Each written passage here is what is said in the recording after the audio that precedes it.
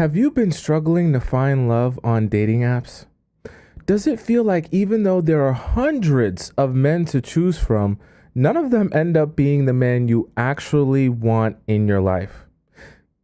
The dirty secret is there's actually a real reason for that, which is why on today's show, we're going to discuss why you must delete all your dating apps.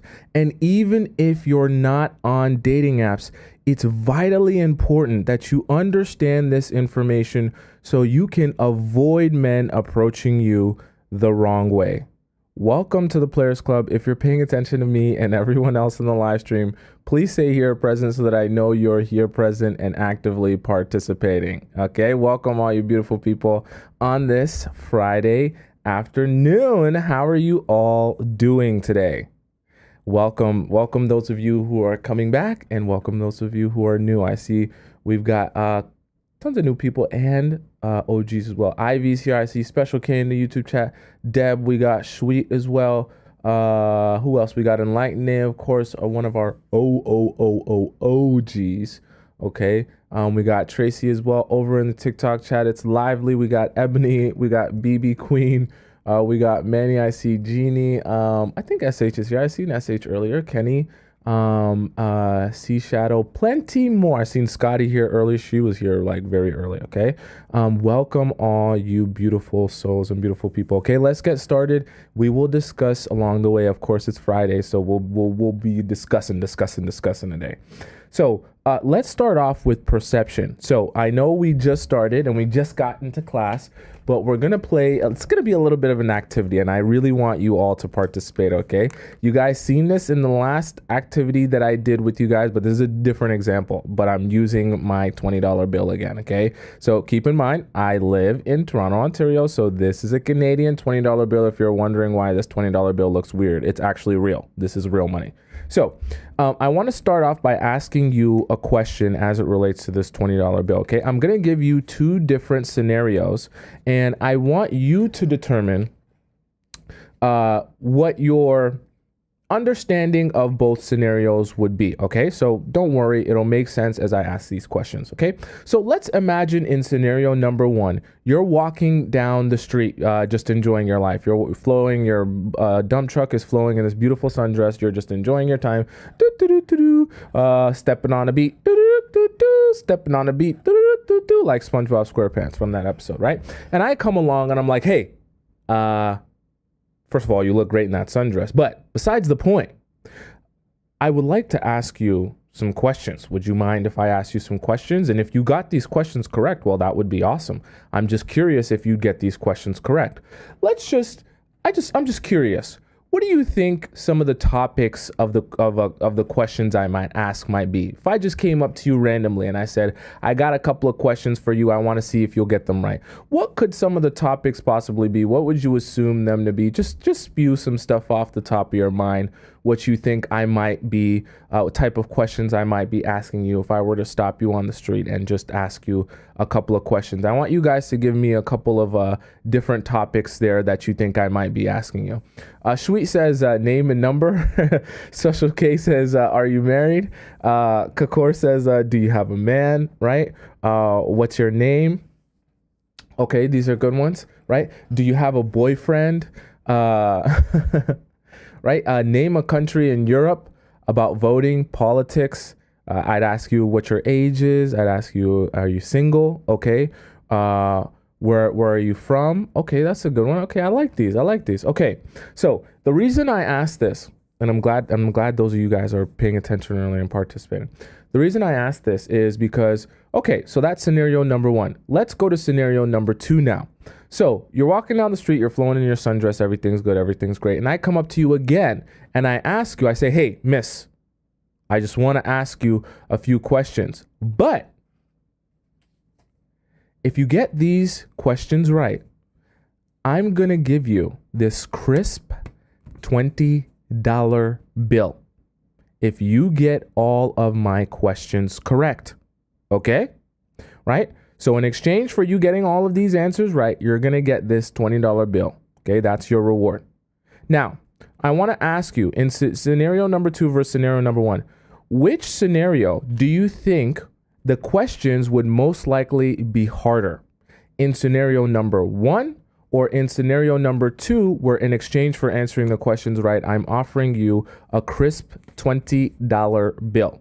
Scenario number 1 questions are harder, or scenario number 2 questions are harder. Don't worry, this is going somewhere, okay? So I want all of you to participate because it's very important that you all understand this, okay? Someone says a lot of people are saying number 2, right? Scenario number 2 feels like they would have the harder questions. Okay, right? Number two, I see a lot of people saying number 2, obviously number 2, okay? So the reason I asked that, and this is how it ties into everything, is because I want you guys to tell me actually in the chat before I even say it, why do you think scenario number 2's questions would be harder? What makes you feel like my questions would be harder when I ask them in scenario number 2 versus scenario number 1? I haven't given you any indication in terms of my words or letting you know what questions I'd be asking. All I've said is in scenario number 1 and scenario number 2, I would ask you questions, right? And obviously I see a lot of people in the chat saying, well, in scenario number 2, you're offering me money. Okay. Now, this is very important and this is very great. This is why we're here. Okay. What I want you to understand is your perception of what would be more challenging is based on if there's a valuable reward at the end. So when you consider something to be valuable, or you think about me giving you value in exchange for answering these questions, your natural assumption is that these questions must be more challenging because you wouldn't give me easy questions and then reward me with something of value. Okay? Now, the reason I'm giving this example is because, like I talked to you guys before about how perception plays a role in someone's understanding of your value, it's the same idea, right? If I perceive you as valuable, naturally, I'm going to also assume that it's more challenging to get access to you or to get you. The same way, if you perceive this $20 bill as having true real value and I'm offering this to you in exchange for answering my questions, you're naturally going to assume these questions must be harder than if I were to just ask you some random questions.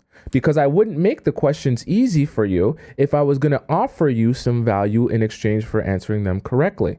And it's the same concept. What I want you to understand, this is how it ties into dating apps, is your value can be drastically increased or decreased based on how men perceive how challenging it is to get access to you. And this is how the dating apps actually work against you.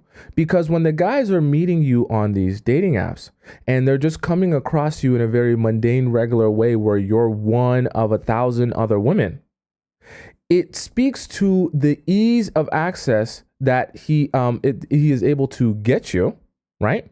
And the fact that it doesn't take him very much time, effort, or energy to be able to access you, to be able to message you, to be able to get you out on a date. And so what do you think that does to his understanding of your value, right? When there's no challenge there, he thinks you're less valuable naturally because there was less of a challenge to get you. And if you were valuable, then he would associate you having more value with the fact that it would be more challenging to get access to you. Is that making sense to you guys so far? Okay. Are you guys understanding what I'm saying so far? Right.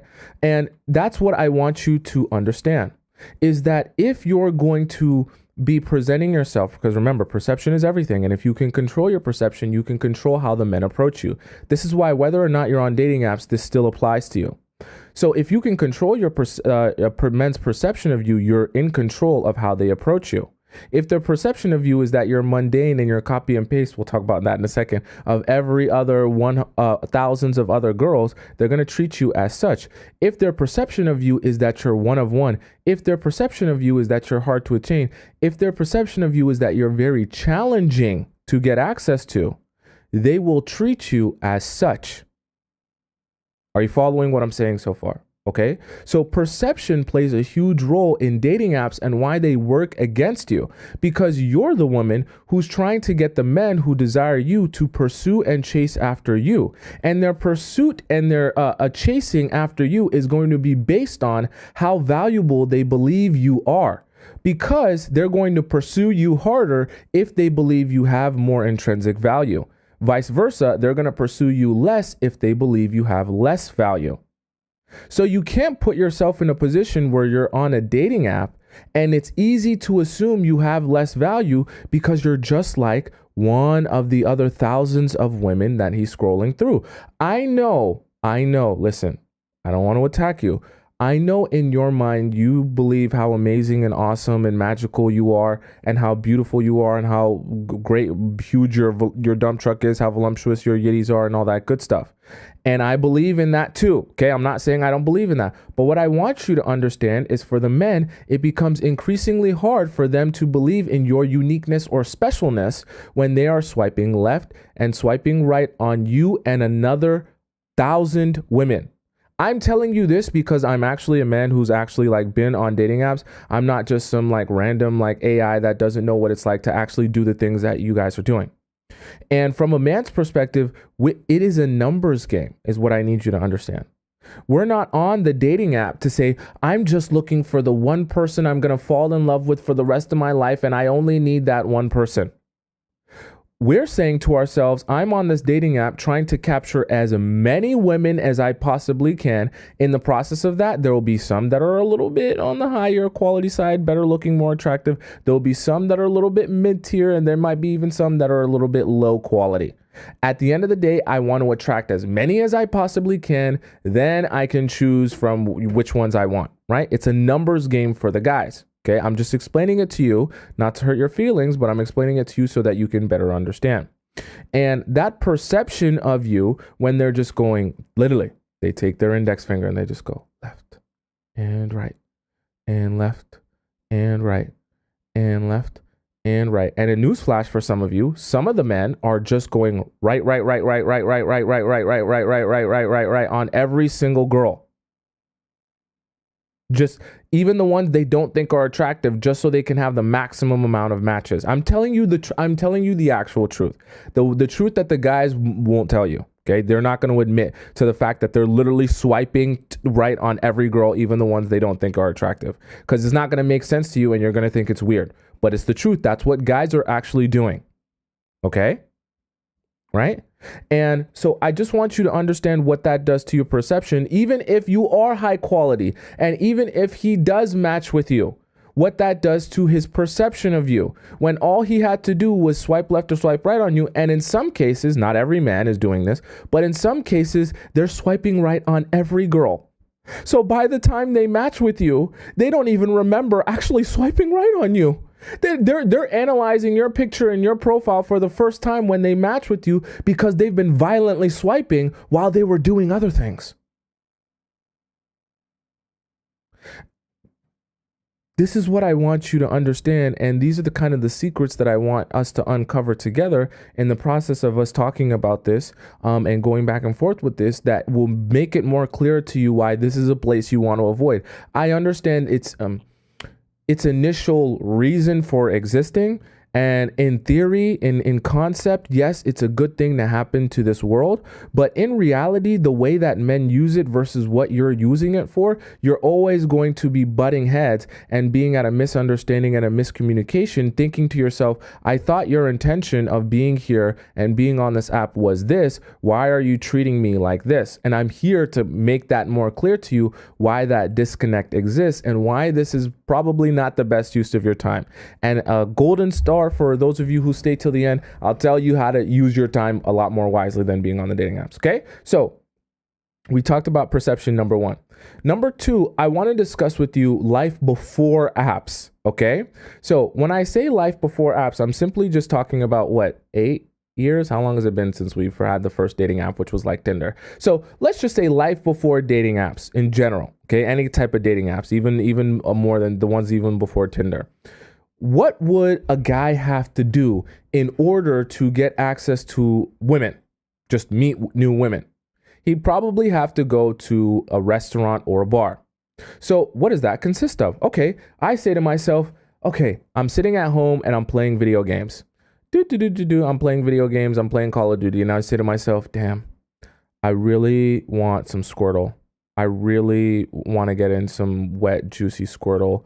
I don't have access to any women. There's no one around me. I don't have any girlfriends.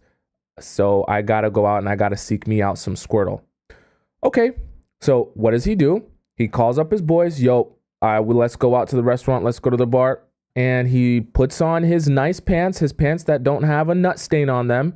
He gets his hair done, right? He either brushes his hair if he's a black man, or he combs it to the side if he's a white man, does his little, boy band style, whatever it may be. He brushes his teeth for the first time in days. He actually puts a little bit of deodorant on, and he puts on a clean shirt without a nut stain on it either.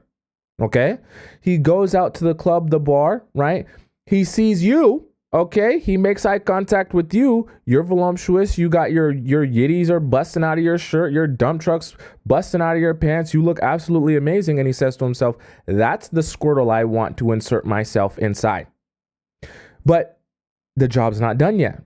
Even if he's gotten himself all ready and done up and he's put his nice pants on, his nice shirt on, even if he's brushed his teeth and he's got himself looking at least decently attractive, and even though he's identified that he wants you, he doesn't know if you want him. And even if you do think he's attractive, he's still got to do the work of going up to you, talking to you, and spitting a good game. So what does he do? He takes a deep breath in. He says, boys, I'm going to do it.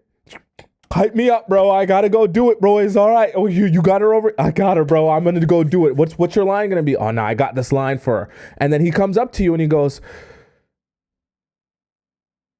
hey, are you 7, 8, or 9? You're like, what? Are you 7, 8, or 9? No, I'm not. Why? What do you mean?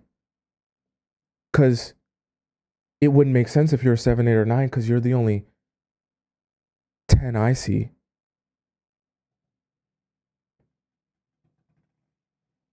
And you go, oh my God, that was so cringy. Oh my God, that was so cringy. And then you laugh awkwardly because like you know that he wants you to laugh at the joke, and you go, you're so funny, right? And he has to continue mustering up the energy to like ask you, well, do you come here often? What do you do? Where do you work? You look so beautiful today, right? And he has to muster up this courage to actually speak to another human being and try to make the conversation interesting. And even if he's going to present with you some corny, cringy jokes, he's going to have to do it in order to get access to you. And so in the process of him talking to you and making his corny, cringy jokes, you actually find a couple of them funny, and you find the fact that he would actually come to the effort of coming up to you at least a little bit interesting and courageous. And then at the end, when he says, well, I would love to see you again. Maybe you want us to go out for coffee in a week or two or something like that. Is that possible? You say, you know what? You were interesting. We had an interesting conversation. Sure. We can go out for coffee in a week or two. And then he's like, can I have your number? You're like, sure, you can have my number, and you give him your number. Okay. And he goes home, and what does he do when he gets home? The job is still not done, because then he's got to call you. He's got to follow up on the fact that you guys met at this bar or this restaurant. And then he's got to set up this date and this time. And then when he sets up this date and this time, he actually has to meet you. And when he meets you is only when the job is actually finished. So my point being with all that, even in me explaining the story, it sounds like it takes so much more effort, because it does take so much more effort that way. And so I'm not going to ever say that back in the day, guys didn't cheat on their girls. Guys still cheated on the girls. Okay. I'm not saying that didn't happen. But what I'm also saying is, by the time he sits in front of you on that dinner date, there was so much more time and effort required to get you on that dinner date, right? As opposed to if he was in today's world meeting you on a dating app where you're the same person with the same voluptuous yitties and the same huge dump truck and the same personality. But instead of him doing all that to meet you and see you and ask you out on a coffee date, all he had to do was swipe right on you. You matched him, and he sent you a couple messages for a day, and then you met up with him in a couple days. And so he's sitting in front of you on this dinner date, right? Or on this coffee date. And now that he's sitting in front of you, it took a lot less time, energy, and effort to get to you and to get you sitting here in front of him today. And so this is what I want you to understand. This does something to a man's psyche. This does something to his understanding of you. This does something to the way he views you, even though you're the same person, even though you have the same personality, even though nothing is different about you in either of those two scenarios. Because he has had to put in a lot less effort to get his access to you, he now believes that you're less valuable because of the lack of effort he's had to put forward in order to get you. Okay? Is that making sense to you guys so far? BB Queen says, poor us women. Even technology works against us. It's true. And this is why I'm breaking it down for you guys like this, so you can actually understand how the technology is working against you, literally, right? And making it harder for the guys to respect and value you properly.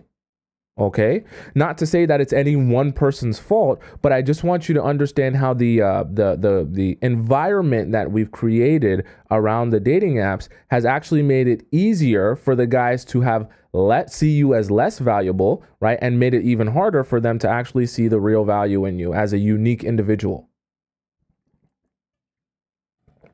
Right? Does that make sense? Okay. Now, obviously, like I say with everything, there isn't a one size fits all answer for everything. So of course, some people are going to tell you, well, I met my significant other on a dating app, so I don't know what Tomisin's talking about. He's an absolute fool. He's an absolute idiot. He has no idea. He's just dumb. Don't let these guys tell you this and that, because I met my significant other on a dating app and we've been together for 85 years. Cool. Okay. I'm acknowledging that people do meet each other on dating apps, but I would be misinforming you, knowing how guys think and how guys approach dating apps specifically, if I try to convince you that you're going to see the best results and the best approach from men by being available on dating apps, because you won't. And I know that because I'm a guy and I know how my other guys go about dating apps as well. Okay? And the truth of the matter is, majority of those men are going about dating apps like a numbers game. And the women they meet on those dating apps, they're valuing less than the women that they would meet out anywhere else. Literally anywhere else that they would meet a girl in person for the first time. They're valuing those interactions and those women more than the ones that they're meeting on the dating apps, even if they're the same woman. That's the craziest part.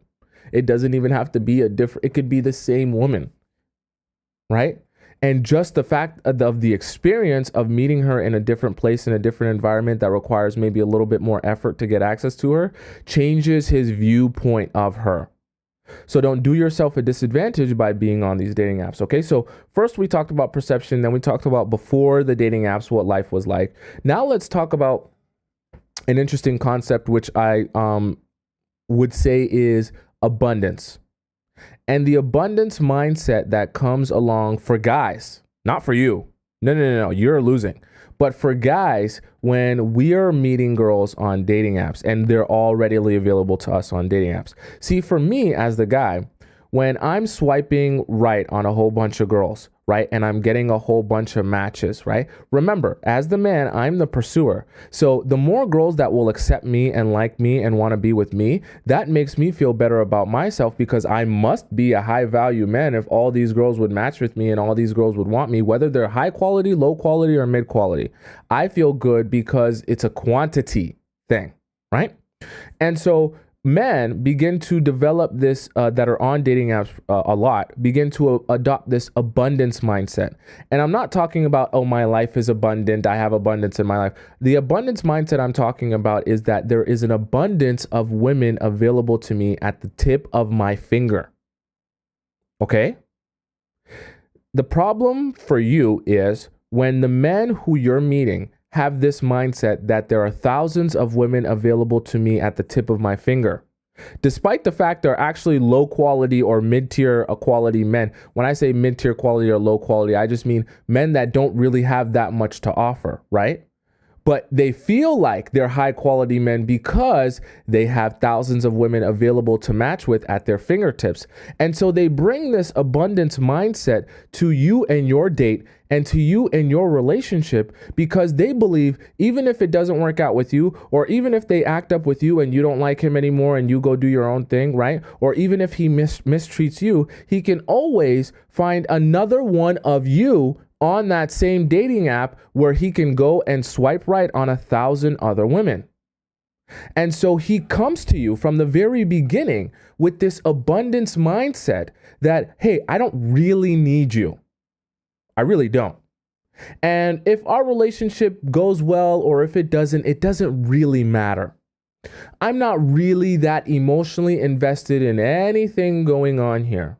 Because I know even if this situation ends, and even if you present yourself to be the most amazing, awesome woman I've ever met in my entire life, I know I can find someone just like I found you on that same dating app. And like I said before, that abundance mindset works against you because now you have guys who aren't willing to go the extra mile. Now you have guys who aren't willing to do the most for you. Now you have guys who literally want to do the absolute least and the bare minimum in order to get access to you because they're like, why would I do more when if you're not willing to accept the bare minimum, I'll just go swipe right on one of these other thousands of women who will be willing to accept the bare minimum. And so you find yourself in a loop where you're constantly meeting men who are looking to give nothing more than the absolute bare minimum. And you're frustrated because you're like, oh my God, I can't meet a man who's willing to do anything more than the absolute bare minimum. And so what happens to you, this is why I say it even relates to outside of dating apps, but what happens to you is once you begin seeing that over and over again, now you begin diminishing your standards because your belief becomes that I must accept less than because that's all the men around me are willing to offer. And even some of you who aren't on dating apps are seeing that in your relationships where you're constantly attracting the same type of low quality man who's only willing to do nothing more than the absolute bare minimum. And so what happens to you after a while is you become anxious, thinking to yourself, well, I can't find love by having high standards. So what must I do now? I must lower my standards to meet the fact that all the men I meet are only looking to give barely the bare minimum. And so now you try to compensate by doing more for these men, right? Or chasing after these men so that you can compensate for the fact that they're not going to do more than the absolute bare minimum. And you still end up being frustrated in your relationships because even those men that do nothing more than the bare minimum end up taking advantage of you, using you, and then discarding of you. Okay? Right? Does that make sense to you guys so far? Right? So those men have that abundance mindset, and then that becomes very detrimental to you because they approach you with that abundance mindset. They treat you as if you're disposable. And then as you continue to meet those men over and over and over again, well, now you feel like the only option is for me to either take the bare minimum or do more for those guys so that they'll actually like me or find me interesting. Okay? And then you lose either way that way. So first we talked about perception, and then we talked about what life was like before apps. Then we talked about the abundance mindset that exists, right? Because of the guys being on these dating apps. So now let's talk about copy and paste. Okay, number 4, was it number 4, right? Number 4 is copy and paste or copy and pasta for some of you, okay? Copy and paste, what I'm referring to is that similar to the abundance mindset, guys believe that you are easily and readily findable and discoverable on the dating app. So they believe that you don't have any inherent unique qualities about you that make you different, that they should value you or care about you any more than they care about one of these other thousands of women that they're swiping on a dating app. Okay. I'm not saying this to hurt your feelings. I'm just saying this to help you get an understanding of how we're viewing it from our own perspective. Okay. Because it's very hard for me to see you as a unique individual with unique characteristics and quality traits that I would want to be with you and you alone because of who you are when I see girls that seem just like you all the time on my other dating apps. I see girls that look just like you every time I'm swiping left and I'm swiping right. So even if you are unique and even if you are special and even if you are different, I find it very difficult to see you that way. So even if I end up going on a date with you, now my mind is fixated on how much you're just like every other girl. And when a man feels like you're just like every other girl, he's going to treat you as if you're just like every other girl. Remember, the guys are going to chase and pursue you based on their own perceived value of you. So if their perceived value of you is that you're right in mid-tier, right around average, right around what every other girl is, their pursuit of you is going to represent that and is going to mirror that. Right? And vice versa. If they believe you're unique, you're special, you're actually different, you're way better than all these other girls that they meet, they're going to pursue you accordingly. So you don't want to be putting yourself in a position, you don't want to be putting yourself in a position where the guys now view you as average and mundane. This hurts the perception of your value, okay? And this applies even if you're not on a dating app. Because if you're putting yourself in a position where you're having men see you like you're just like all these other women, or you're approaching the relationship from a standpoint that would be just like how all the other women would approach it, well, then you're losing, because now he's viewing you like all the other women. For example, if you're dating a super rich and successful guy, and you know that whenever this rich and successful guy flashes some of his money in front of these girls, or buys them nice gifts on a first couple of dates, or takes them to really nice fancy restaurants, the girls automatically assume, oh, you're taking me somewhere fancy, you're giving me this nice gift, I'm going to sleep with you on the first or second night, right? And that's what all these other girls are doing. And now you're out on a date with him. You actually have to be thinking to yourself, what are all the other girls who are average and mundane to him doing? Because then I should be actively trying to do the opposite of what they're doing. And in that scenario, all the average, quote unquote, and mundane girls, not to diss, but all the average and mundane girls will be sleeping with him early on because he's buying nice gifts, because he's giving fancy dinners, because he's paying for a lot of stuff. And so they sleep with him because they feel like they owe him that. And as soon as they do that, they make themselves just like all the other average and mundane regular girls in his life. And so he might play with them and toy with them for a little bit longer until he feels like discarding of them later. And so you actually stand out to him in his mind when you don't do that. Even despite him giving you gifts, even despite him showering you with money and taking you out on fancy dinners, and you don't give in. In fact, you give him less than nothing. Now you're actually standing out in his mind, okay? And this is how this can apply even outside of the dating apps, right? Is actually thinking to yourself and doing some critical thinking. How can I differentiate myself from what I know the average girl is responding to these actions like, right? I know it takes a little bit of critical thinking, but as you begin to develop that thought process and that understanding of how people are receiving you, you can actually start thinking to yourself, okay, I want you to value me properly. So I actually need to be thinking about the things I can do or say and the way I can approach this relationship that will make your perception of me as high value as possible. Because it's all about the perception, and that perception can be controlled or manipulated, like some people might say and get angry about. Why are you trying to manipulate people? Okay. If you're not in control of your perception, then you're going to be allowing people to view you and treat you based on whatever it is they view and they see of you. And that could be at random.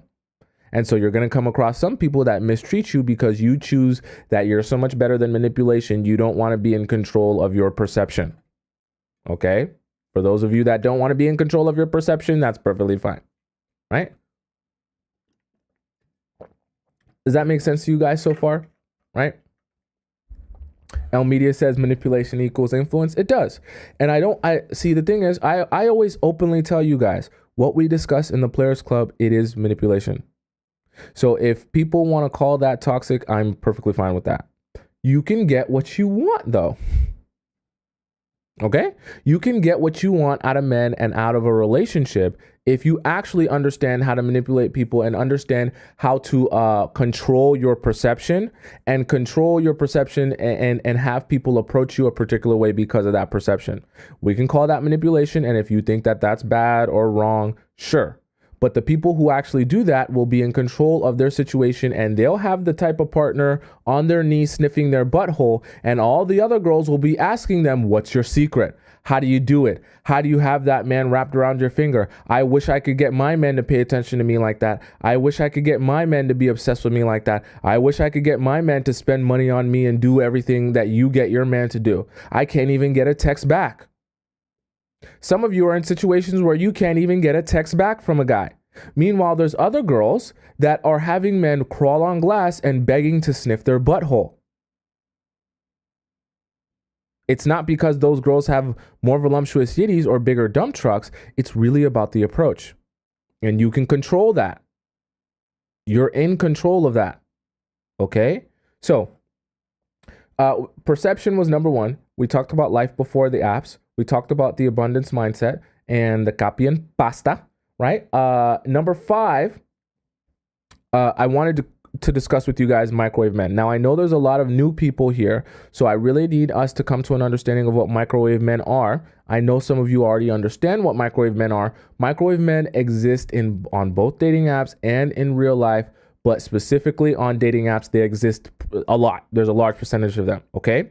So microwave men in their simplest form are men who are looking for the most quick, easy, and painless, right, path towards Squirtle that they can possibly get. Okay, you should know what Squirtle means by now. If you don't, ask someone in the chat. The people in the chat will tell you what Squirtle means. Okay, it's between your legs. Now, the reason we call them microwave men is because the same way you would pop food into a microwave when you're trying to get something very quick, easy, and painless is the same way these men who are trying to get quick, easy, and painless access to Squirtle, they want to have quick, easy, and painless pineapples with you. That is why we call them microwave men, because they want it very simple. They don't want to work hard for it. They don't want to put in any sort of consistent effort for it. They don't want to be chasing after you for long periods of time or pursuing you in order to get it. No. They want to be buying you gifts, taking you out on fancy dates. None of that. They want it to be last minute. I call you up at 3 a.m. and you show up like DoorDash. That's what some of you are. DoorDash. Because he doesn't open your DoorDash app unless he's H'd up. And I'm not talking about hungry. Okay? Right? He's H'd up and he opens your DoorDash app and he orders you to his doorstep and you're there in literally 30 minutes or less. You're literally DoorDash. Okay? You're actually quicker than DoorDash because depending on my order, it might take it 45 minutes. So your DoorDash Express will call you. Right? Because as soon as he orders you, you show up at his door 3 a.m., 2 a.m. You got express shipping, express delivery. You Amazon Prime. And you never show up late. And it doesn't matter how long it's been since he last messaged you. Okay? And it's tragic. Okay? Because microwave men, listen to me. Microwave men love DoorDash girls. Okay? They're like this, hand in hand, one and the same. They get along real well. Microwave men, they love them some DoorDash girls because it's so quick, it's so easy, it's so painless. They don't have to think about maintaining you. They don't have to think about keeping up with you. They don't have to think about caring for you or doing anything with you that consists of them putting in any sort of effort into you. And they know even if they don't speak to you or talk to you for a long period of time, all they got to do is give you some sort of sob story or tell you how much they've missed you since they last spoke to you. You'll eat that up. And as soon as he says that and you eat it up, he'll say, can I come see you right now at 3 a.m.? Or can you come over to my house right now at 2 a.m.? I just left the club.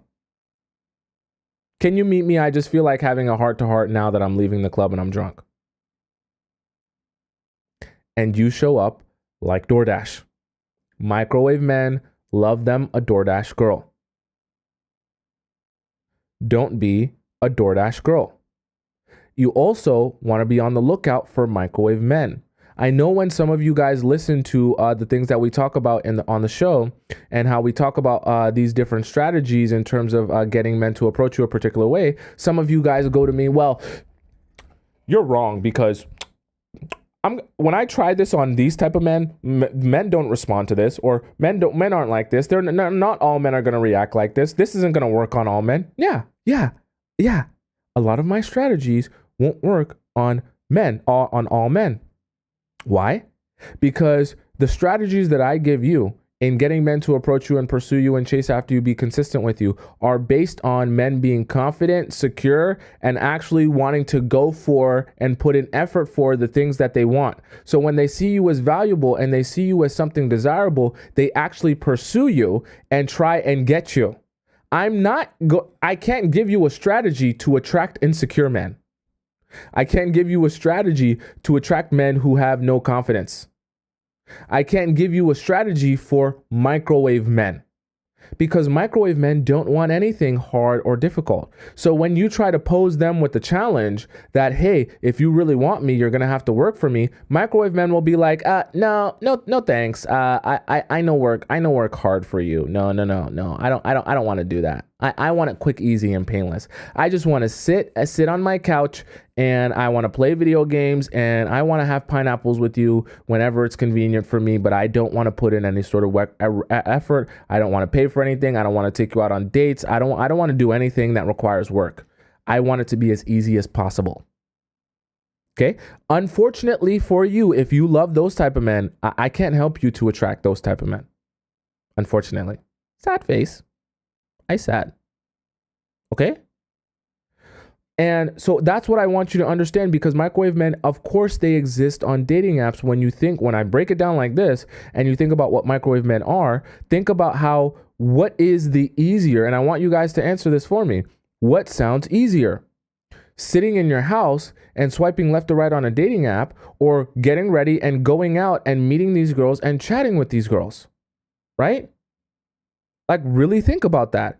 If I'm lazy and I want to put in no work for anything, and I want to have this come to me as easy as possible when we're talking about having access to women, it is much easier for me to swipe left. Apps are those microwave men who are looking for something very quick, very easy, and very painless, or they're looking for you to chase them. I know some of you are in that position as well, where you're coming across, whether you're on dating apps or not, you're coming across a lot of men in your life who are looking for you to chase after them.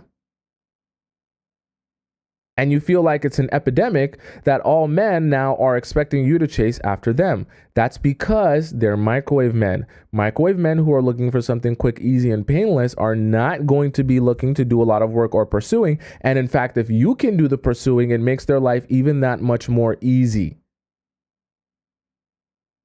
You see how that works? And the thing about it is, like I mentioned to you before, when it came to the abundance mindset and what that does to you, after a while of you being on the dating apps, or even surrounding yourself with microwave men in general, you begin to believe that the only way for you to keep a man or attract a man is by chasing after him.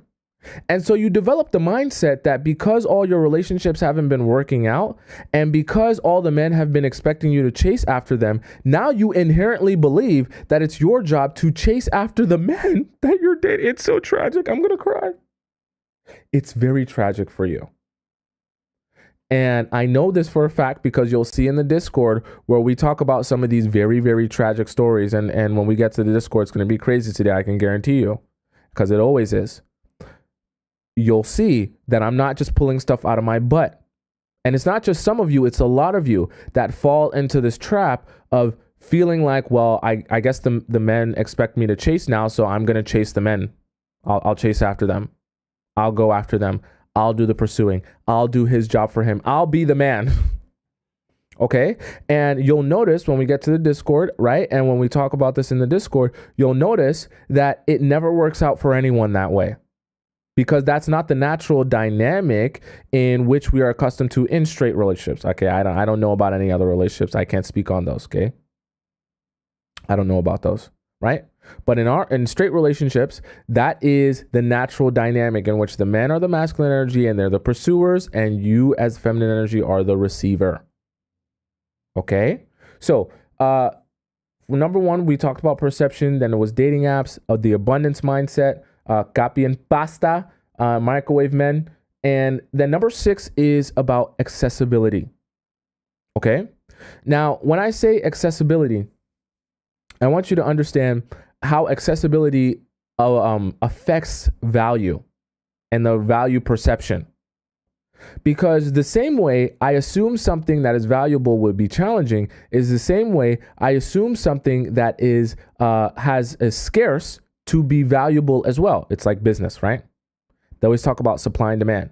If something is very scarce, but a lot of people want access to it, I assume that that thing has value even if it doesn't have any real value.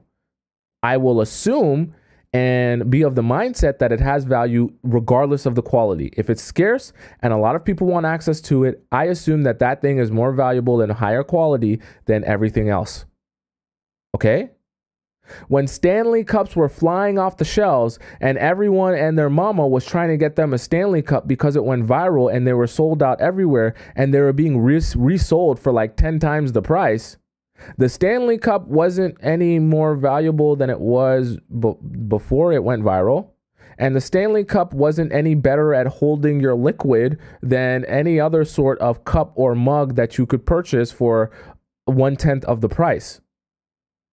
But because it was so scarce and because everyone wanted it and wanted access to it, it increased its value in other people's eyes. And suddenly, people will start coming up with all these different reasons in their mind of why they must get a Stanley Cup instead of getting a regular mug or a regular cup that does essentially the same thing, right? Is because as soon as something becomes scarce and the demand becomes high, you convince yourself that the only reason that must be the case is because of the increase in quality or the drastic difference in quality between this thing, this product in terms of business, and this other product. When in reality, if you actually were to break it down, it's not actually about the quality increase or decrease determining the value. It's really about the perception of that value. And so accessibility is the same thing. It's the same idea. When you're readily available and you're very accessible to men, they perceive your value to be very low. Okay, this is why it applies even outside of dating apps. When you're not accessible to men and you're hard to access for men, they perceive your value as very high. It's the same reason why I tell you guys not to be textaholics, not to be on the phone 24/7, and I don't even advise you to be, a phone call every night type of girl. Make yourself scarce. Make yourself hard to be accessed. Why? Because in his mind, it will show him and it will prove to him, hey, you must be valuable if you're hard to access. Because vice versa, if you're easy to access, that must mean that you're not that valuable.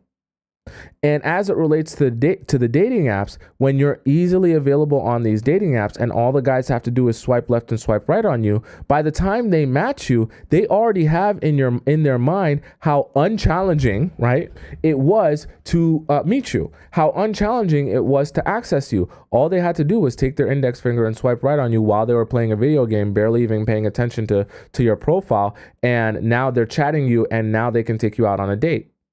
How do you think a man is going to treat you when he met you or came across you while he was playing Fortnite and he swiped on your profile, couldn't even really see your whole face in the picture, and started messaging you, and now he's out on a date with you? How do you think that man is going to treat you when that was the way he met you, quote unquote? Being on Fortnite, seeing half of your face and swiping right while he was playing Fortnite. So does it make a little bit more sense why these guys treat you a particular way when you're meeting them on the dating app, and why you find yourself in this constant cycle where you start to almost feel like it's you now when it's actually the environment that you're in, because you're literally in the path of least resistance. And then you're wondering why all the guys you come across are seeking the path of least resistance. You're standing in that path. You're standing in that path. Where all the men go for the path of least resistance, you're standing there, and then you're wondering why all the men you come across are looking for the path of least resistance. And you're like, wait, I expect you to work hard for me. They're like, work hard, consistency, effort. What? I'm not here for that. I'm here to get it quick, easy, and painless, and actually for free as well. Okay, and you don't want that. That's not been working out for you. So we want to end that for you. Okay, so we talked about perception number one, life before apps, the abundance mindset, the copy and pasta, the microwave men, the accessibility. Now, last, I want to discuss with you the dream girl. I want to crystallize everything that I'm saying here with you and everything we talk about by just helping you understand the dream girl, because I know that a lot of you that are dating now, right, or are in relationships with someone currently, you want to be the dream girl. Let me know. Tell me in the chat. Do you want to be the dream girl to your man, or no? Would you rather just be a mundane, regular, average girl to your man? Do you want your man to view you as the dream girl? Do you want your man to view you as the ultimate prize? Do you want you to be your man's celebrity crush, his gym crush, his everything crush, his woman crush Wednesday, his Monday crush Wednesday, his Monday crush afternoon, his everything crush? Do you want to be the embodiment of his dream girl? I see a lot of people saying yes. Okay, so if you want to be treated and seen as the dream girl, now let's focus your mindset on how you can embody the dream girl. Okay? Because the dream girl is going to be approaching her life, herself, and her relationships a particular way. A dream girl is going to be carrying herself a particular way. There are certain things a dream girl will be doing, and there are certain things a dream girl will not be doing. And so what I mean by that is, do you think your man, the guy that you like, the guy that you've been chasing after, the guy that you were hoping to get a text back from, do you think his celebrity crush or his dream girl is going to be on Tinder, or going to be on Bumble, or going to be on Hinge? Do you? Do you think that his dream girl is going to be available on one of those apps to put herself in place with one of these other thousands of women? Okay? Or do you think the dream girl will have too much other amazing, awesome things to do with their time? She can't be bothered being on dating apps. Plus, she doesn't need to be available on dating apps because she already has a plethora of men beating down her door trying to get access to her. Okay. And the reason I ask you guys that, okay, I want you to decide for yourself if the dream girl will be on. If some of you think that the dream girl will be on Tinder, knock yourselves out.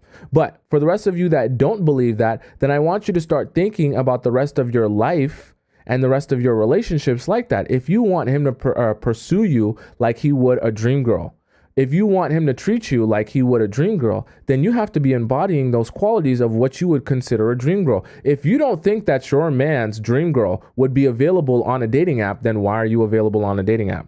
If you believe that your man's dream girl would be available on a dating app, then go ahead, knock yourself out. Be on the dating app all you want. But if you don't believe that your man's dream girl would be on a dating app, then don't be on there. Subsequently as well, even outside of the dating apps, that's what you should also be considering when you're doing certain things, or you're carrying yourself a certain way, or you're approaching the relationship a certain way. Think to yourself, if I want to be the dream girl, and if I want to be treated as the dream girl, am I carrying myself in a way, or am I approaching this relationship in a way, or am I responding in a way that I believe the dream girl would be responding? If I'm not, then I'm out of line with who I want to be in his eyes. Very simple. Very simple. Okay. And that will guide you. That way you don't always need me, right? I want you to listen to me, but so that you can start creating your own critical thinking and being able to decipher, okay, what's the best way to go about this? Do I want to represent myself as the dream woman that he can pursue and chase after? Or do I want to present myself as someone who's weak, needy, and desperate for validation, that he's going to literally be like, please get off me, you're a pesky fly buzzing around my ear, and I don't want to spend any more time with you. I want to go chase after the girls who don't want me. Right? Does that make sense to you guys so far? Right? Do you guys have any more questions about what we just discussed here today? Ivy donated $20 in the YouTube chat. Thank you so much, Ivy. Ivy says, hi, Thompson. If guys ask you out same day, can you offer a day that you are available instead? Yeah, I think, Ivy, thank you so much for donating, actually. So first of all, thank you so much for the $20 donation. And yes, if a guy asks you out same day, you can tell him, look, I'm not available same day. I have lots of stuff to do. But if you want to get access to me, if you want to go out on this date with me and you're actually serious about it, I'm available this day. And I really want to, maybe another day we'll talk about things like that in terms of scheduling. We'll have a whole show on that. But Ivy, I really want you guys to all make sure that you never budge or adjust your schedule for a guy that you're starting to date. Make him adjust his schedule to when your availability is, and make him go around that, because it will show him that your life is your life. And if he wants to be a part of your life, he's going to figure out what he needs to sacrifice and what he needs to do to be a part of your life, instead of putting him in a position, in a mindset where he sits back and you're the one capitulating and adjusting yourself for him, right? I know it sounds a little bit selfish, but it's a good precedent and groundwork to set for the rest of the relationship, where he says to himself, I want you and I want access to you. So what am I going to do? What am I going to change? How am I going to adjust to get access to you because I want you? It's very good, because then you can use your ability to withdraw or give your energy as a guide for what he should or shouldn't be doing in the relationship, instead of having to yell and scream. Okay? Right? Rosie says, I mean, if I'm not 10 out of 10, should I expect dream girl behavior? I always want you guys to understand. I will never lie to you and say that looks for men don't matter. Okay. I'm not gonna pretend. We're not even gonna play that game. Looks for men do matter. They do affect, their initial attraction to you. However, looks are not going to keep a man interested in you, and they're truly not everything. Okay. And if we're talking about how to keep the desire and increase the desire of a guy to you, it's not just about you having voluptuous titties or a big dump truck, okay? It's a lot more than that. And if you only have voluptuous titties and a huge dump truck, but you have none of the other skill sets or strategies that we discuss, the men will lose their desire for you and they'll go and chase after other women. Because the moment you become desperate and needy and anxious and seeking validation, he'll immediately turn his head and look away from you, and you'll become nasty and repulsive to him. So I say that to say, being 10 out of 10 is not just about having a huge dump truck, although going to the gym will increase your confidence in yourself, which will make you feel more whole and will not have you seeking the validation of other men. Okay, so actually going to the gym and taking care of yourself, keeping up with your hygiene, having yourself feel good about yourself is more than just being fit. Being fit, yes, increases your physical attractiveness, but it also increases your own view of yourself. And then you carry that confidence with you into your relationships. And then guys become attracted to that confidence that you have in yourself, because they see you as having value because you have confidence. It's vice versa. When you have no confidence, when you're desperate, when you're needy, right? When you're seeking validation, they assume that you have no value. And they receive that as you having no value, and so they treat you as such. Does that make sense? Okay, so being 10 out of 10 is not just having a huge dump truck. Being 10 out of 10 is a lot more than that. And so it doesn't, so saying that if you're not 10 out of 10, should you still expect dream girl treatment? Well, yes, because you can be 10 out of 10 without having the hugest dump truck in the world. Okay. That's what I need you guys to understand. Don't think that these things only apply, or these strategies only apply if you're a supermodel, okay? That's not how that works. Now, you do need to work on yourself, keep up with yourself, and you should be able to look in the mirror and be proud of yourself. So if you look in the mirror and you're not proud of yourself or how you look, and you don't actually believe that you're that girl, then you need to start investing into yourself until you can actually look in the mirror and believe that you're that girl. Because if you don't actually believe that, then it's not going to come across when you're dating people. Okay? So that's the first thing you need to work on. If you don't believe that you're 10 out of 10, then you need to work on that so you believe you're 10 out of 10. Okay? And that's a different show for another day. Right? SH says, why does a woman have to be curvy to be 10 out of 10? Well, it's not necessarily. That's kind of like a preference thing. When I say voluptuous titties or a huge dump truck, all I'm just referring to is, you know, the natural stuff that guys are going to, you know, gawk over, you know what I mean? Like stuff like that. Some guys like more petite girls. Some guys like tall girls. Some guys, you know, I'm just speaking as to womanly features that men are attracted to in general. Okay. Cassandra says, but how do you explain for the people who find the person who they marry on dating apps? Like I've been saying before, and I said from the start, I never want you guys to think in any extreme. So I do want to acknowledge 100%. There are people that meet amazing, awesome guys on dating apps, and they date and marry those people, and they're together for the rest of their lives. And it's so amazing and it's so awesome. And it's just like a Disney princess story. However, that being said, even though that those things do happen, I would be doing all of you beautiful, amazing women a disservice if I tried to sit here and have you believe that the men that you're meeting on dating apps all have the intention of dating you and being in a long-term relationship with you. Because what's going to happen is you're going to approach dating apps with that understanding and that belief. And when you figure out that the men aren't actually all there to grow a long-term serious relationship with you, you're going to think to yourself, all of the advice you just gave me is absolutely useless because I can't use this in the real world. It sounded good when you were saying all the men want the right thing and all the men want to date you that are on dating apps. But when I'm actually here on this dating app, I'm realizing that no, they're not all here for that. In fact, they seem to have a lot of different motives. Some of them might be here for that, but a majority of them are not here for that. And I'm telling you this and giving you this information as a man because I know what I felt like when I was on the dating apps and what I was doing on those dating apps. And I also know what 99.9% of my male friends were doing on those dating apps as well. And so, yes, there is a percentage of men who don't do what I'm discussing and they're there for the real reason. Those men exist. However, if we're talking about the likelihood of you meeting those men on those dating apps, it's very unlikely.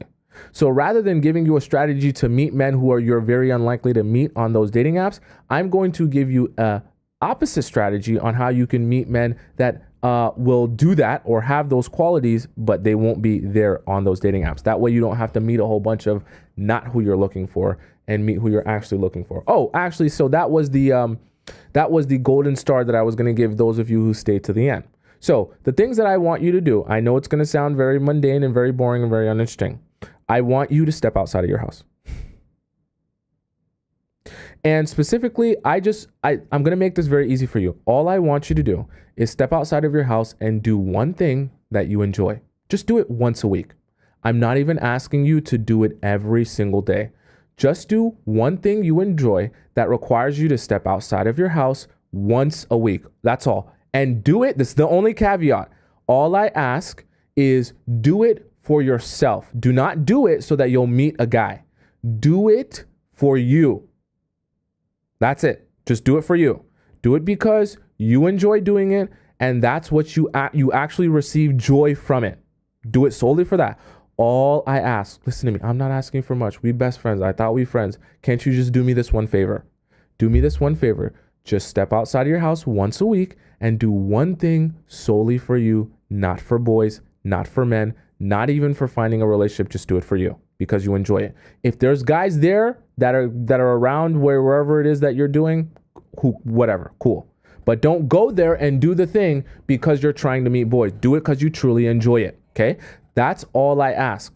The reason I tell you guys that is because the only way, have you ever noticed that all of your grandparents and all these people that grew up without the internet, they all, when you ask them, oh, how did you meet your wife? How did you meet your husband? They all have this random story about, so one day, I usually take the train to work. I take the 6:30 train. And then this random day, I couldn't take the 6:30 train because I woke up late and my alarm didn't go off. And then when I left the house, I decided to go get coffee since I was already late. And when I went to the coffee shop in front of the line, it was your mother, and then she spilled her coffee right in front of me because I bumped into her because I was in such a rush. And when she spilled her coffee, I picked it up for her and I said, haha, this is so funny. We get the exact same order, or we have a very similar name. And then we started laughing and chatting over that. And then I said, maybe you want to go out for coffee next week. And then that's how we ended up dating. Have you ever noticed that all of your grandparents have a very similar random story of how just one day, something that never happens randomly happened that day, and they met that person and then they built a relationship off of that? It sounds magical, but it stops being a coincidence when the coincidence happens to everyone that's in a relationship. And so you begin to realize that the coincidence, right? The cause of it is not just it being random. It's actually because when you step outside of your house, you give yourself an opportunity for things to happen, coincidences to happen. But if you stay in your house and all you do is swipe left, swipe right on your dating apps, you don't give yourself the opportunity to have that magical story. You don't give yourself the opportunity to have that coincidence happen. It's literally impossible. You don't step outside of your house. And so it's vitally important that you at least do it once a week, that at least one time a week, you're giving yourself the opportunity, even if you don't meet the person at the thing you're going to. Maybe you meet them on your way back. Maybe you meet them in the parking lot. Maybe you meet them in the sky. I don't know, whatever it is. But you have the opportunity to meet someone that you never thought you would meet and put yourself in a situation that you never thought you would be in simply by taking a step outside of your house. I know it sounds so silly. Okay? And that's all you have to do is take a step outside your house and do one thing that you enjoy. Okay?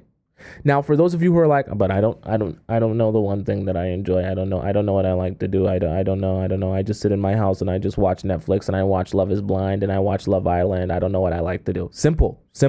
I'm going to make this so foolproof for you. All you got to do, go on TikTok, type in things to do in my city. If you live in Los Angeles, things to do in Los Angeles, things to do in New York, things to do in Miami, things to do in Manchester, UK, things to do in London, things to do in Nigeria, things to do in South Africa, things to do wherever you live, things to do in Germany, wherever you live. Okay? And all you got to do is type that in on on TikTok. And on TikTok, this is why technology is so amazing. It will show you all the different things that there are to do in your city. Content creators literally make content around different things to do in a major city. If you live in a suburb or on the outskirts of a city, just type in things to do in whatever the closest major city is to you. Okay? So wherever, if that's the downtown place that you guys all go to have fun, type in things to do in that place. And I promise you, you'll see some amazing things to do in that city that you never even thought existed. I can assure you. I know that because I've done it and I'm just like, whoa, I didn't even realize that was a thing.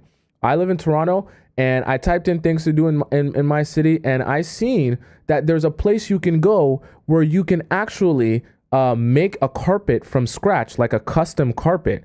On the spot. You can design it and make it on the spot and actually sew it like with the instructions and stuff like that at the place. And you can walk away with the carpet. It's like a date idea that you can go with someone else, create the carpet like you would paint. You create the carpet, you sew the carpet together, and then you get to walk away with the carpet. Something that you just like, if you're sitting down and thinking, okay, what's there to do in the city today? You'd never be thinking to yourself, oh, I'm going to go to the spot where you can create a custom carpet. That's just not something that would even populate your mind. But when you actually do the effort of seeking out some things that are interesting to do, you end up coming across some random stuff that you're like, this is awesome, but I didn't even know that this was a thing, but this is awesome. I'm so glad that I found this. And now you get to do something that you would have never done if it weren't for you actually thinking about how you can step outside of your house and do some stuff. That's how that works. As soon as you start thinking to yourself, I'm going to try something, you give yourself the opportunity for a whole bunch of good things to happen. But every time you say, trying something new is uncomfortable for me, I think I'm just going to open Tinder again. I'm just going to open Hinge again. Maybe this time some of the thousands of men on Hinge will be a little bit different than the thousands of men I seen yesterday. Every time you do that and you open up Hinge again and you open up Tinder again, you literally remove yourself from the possibilities of having any of those magical moments where you meet someone amazing or find yourself in an amazing situation or even just create an amazing friendship. I know it sounds really stupid and really mundane and it's really lame to go outside your house in 2024 because who goes outside their house anymore and touches the grass? But like so many amazing things can happen when you do that. I'm telling you the truth. Okay? I'm telling you the truth. So use this as your motivation to start doing some things that you enjoy. Listen to me while you do the things that you enjoy. Perfect. Okay, perfect for you. Does that make sense? Right? So that being said, you know what time it is. What time is it? What time is it? For those of you who are new here, you probably don't know what time it is. But it's a very special time of the afternoon where we get deep. In fact, we get so deep it's scary. In fact, it's so deep it'll take you to places you never ever thought you would go. It's deep. It's time to get deep because it's it's it's it's it's it's